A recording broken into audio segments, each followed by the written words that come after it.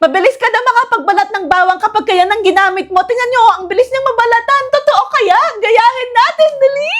At dahil dyan, syempre, handang-handa na ako. Ito na yung na-order ko na pangbalat daw ng mga bawang. Ito na yung mga bawang ko. Let's see kung totoo nga ba. Kasi very helpful kung totoo nga bang mababalatan talaga niya yung mga bawang gamit ito. Kasi lalo na kung kailangan natin lagi ng maraming bawang, ang hirap magbalat talaga ng bawang. Ito na piraso ko na itong mga bawang. Doon sa video, kailangan isa-isahin na ganito. I'm not sure though kung mag-work siya ng buo-buo, pero dapat tinaray ko pala, no? Nakalimutan ko. But anyway, ito ang gagamitin ko for today's video, yung my mate ko na grinder. Reminder, pag bibili kayo nito, ito lang yung darating. Dapat meron na kayong ganitong food grinder para matest nyo to. Tapos meron po doon sa variation kung ilang liters yung ganito ninyo. So dahil ito ay 3 liters, yung pang 3 liters yung kinuha ko. Sana mag-work siya, guys. Masyado siyang mataas siguro kasi dahil 3 liters siya. So pang mataasan, ito pa ganun to eh. Anyway, tinest ko naman, okay pa rin siya. Ilalagay ko na itong mga bawang. Hindi po nabalatan yan ha. Pati yung top niya, hindi natanggal. Ayan, look.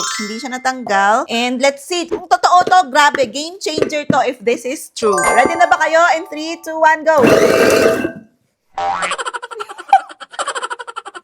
Sorry na guys. Teka lang. Kailangan kong hawakan na ganito. Totoo na to. Go! Nababalatan ba? Baka magtaka kayo bakit pulse-pulse lang para hindi mag-over. Nababalatan ba? Ay! Nababalatan! Oo nga! Nababalatan siya! Okay, I'll show you. Hindi ko alam kung nabalatan na lahat. Kanina pa ata siya nabalatan. Tapos paikot ako ng paikot. Pakita ko sa inyo. Tapon natin. Uy, nabalatan talaga siya, guys. Nabugbog nga lang, nasobrahan ko. Dapat saglit lang. Saglit nyo lang iikot, guys. Kasi pagka matagal, kawawa sila, mabugbog day. Ayan o, nabalatan. So, ang struggle mo lang ngayon ay ang paghihiwalay ng balat ng bawang at saka dun sa nabalatan. Ay, game changer to, lalo na kung kailangan mo magbalat ng marami. Ito, may nakadikit pa rin na konti. Ayan o. Hindi siya natanggal. Pero ito lang siya. Sa ngayon, ito palang nakikita ko. Ay, may isang hindi nabalatan.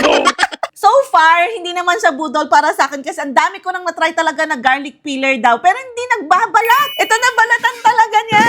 Again, baka expect ninyo na may darating na ganito kapag bibili kayo nito ay 100 plus or 200 plus lang ata ito. So yes, hindi po tayo nabudol for today's video. Kaya naman, kung gusto mo rin to, ilalagay ko na lang sa yellow basket or sa comment section kung saan makakabili. Bye!